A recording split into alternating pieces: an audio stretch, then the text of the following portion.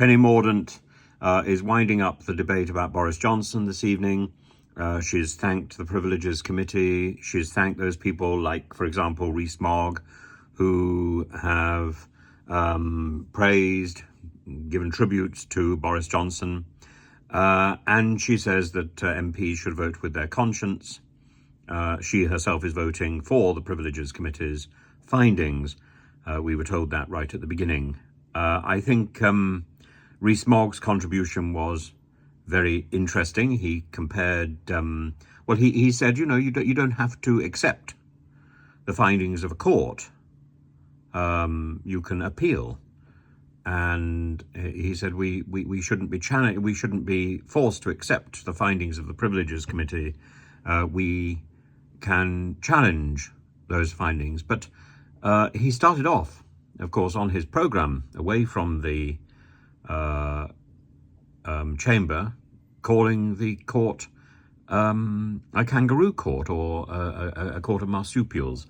So I don't, that surely is contempt of court. I don't think in any court in the land that would be tolerated, that sort of attitude would be tolerated.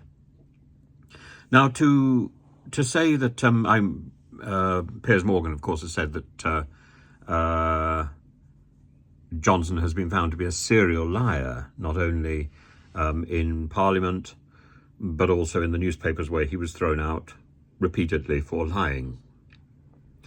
But what I think people don't get quite clearly is he's not the first MP to have been, he's not the first Prime Minister to have been accused of lying. He is the first Prime Minister to have been condemned for lying and to have gone through some sort of procedure where evidence has been assessed.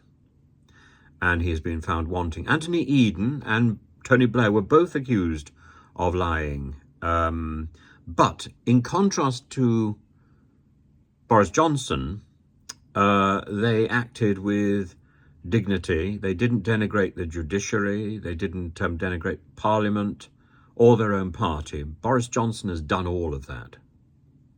Boris Johnson has stormed against society. He held the office of the second greatest office in our land, and he's behaved like a toad. And it's utterly shocking. It's his behaviour, I think perhaps more than even the lying, which is so utterly shocking. I'm interested to see what the result of the vote will be. I can't imagine it will be anything other than pretty decisive.